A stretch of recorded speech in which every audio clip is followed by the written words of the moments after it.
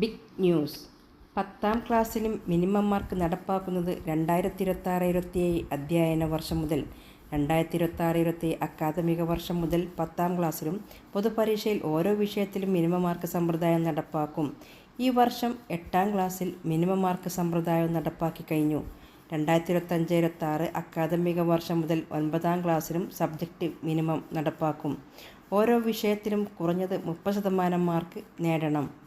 ഇതിനുള്ള മൂല്യനിർണ്ണയ രീതി പരിഷ്കരിച്ച് ഉത്തരവായി. 2025-26 അക്കാദമിക വർഷത്തിൽ 8-9 ക്ലാസുകളിലും 2026-27 അക്കാദമിക വർഷത്തിൽ 8-9-10 ക്ലാസുകളിലും പൊതുപരീക്ഷയിൽ ഓരോ വിഷയത്തിലും മിനിമം മാർക്ക് സമ്പ്രദായവും നടപ്പാക്കും. പരീക്ഷയിൽ എല്ലാവരെയും വിജയിപ്പിക്കുന്ന സമ്പ്രദായവും നിർത്തലാക്കുന്നു. ഗുണമേന്മ വിദ്യാഭ്യാസം കാര്യക്ഷമമായി നടപ്പാക്കുന്നതിൻ്റെ ഭാഗമായി മൂല്യനിർണ്ണയ രീതികളും കാര്യക്ഷമമായി പരിഷ്കരിച്ച് ഉത്തരവായി. ഇതിനായി വിവിധ തലത്തിലുള്ള മൂല്യനിർണ്ണയ പ്രവർത്തനങ്ങൾ ക്ലാസ് മുറികളിൽ അവലംബിക്കും.